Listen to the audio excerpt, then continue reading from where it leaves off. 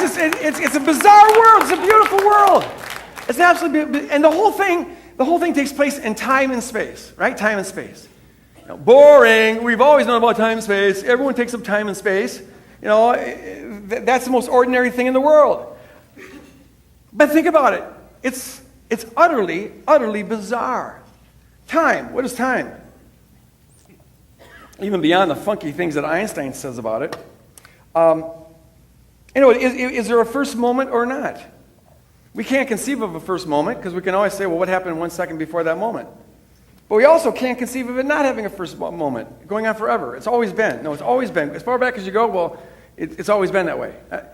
We can't conceive of it without a beginning, and we can't conceive of it with a beginning. But surely it must either have a beginning or not. One of them has to be true, but neither can be true. And same thing for space. Is there outer boundary to space? Well, we can't conceive of that because wherever the boundary is, what's oneness beyond that? So maybe there is no boundary. Well, good luck with that one. You can't conceive of that either.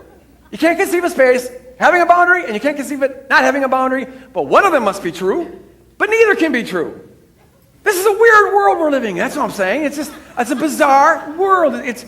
But see, we look at it. We take it for granted. We get used to it, and so we just kind of go. We just go along normal. Everything's commonsensical, and we stop being fascinated by stuff, and we call that normal. And I say all that to say this: that what is true of all of reality is also true of us. There's a normal us, a commonsensical us. It's the us that we've always been used to, the us that we've grown up with. Okay, it's just normal. Blah blah blah. Look in the mirror; it's the same person. But see.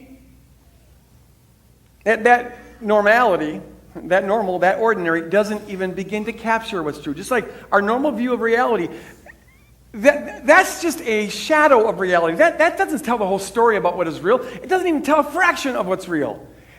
What we call normal is what happens after you delete out all the mystery and delete out all the beauty.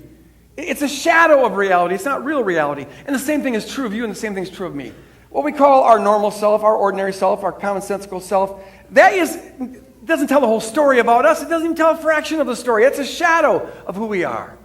In fact, what we're going to see as we get into this word is that the truth about us is more beautifully bizarre than even the beautiful bizarreness of particles, or the beautiful bizarreness of the fields within fields within fields, or the beautiful bizarreness of time and space.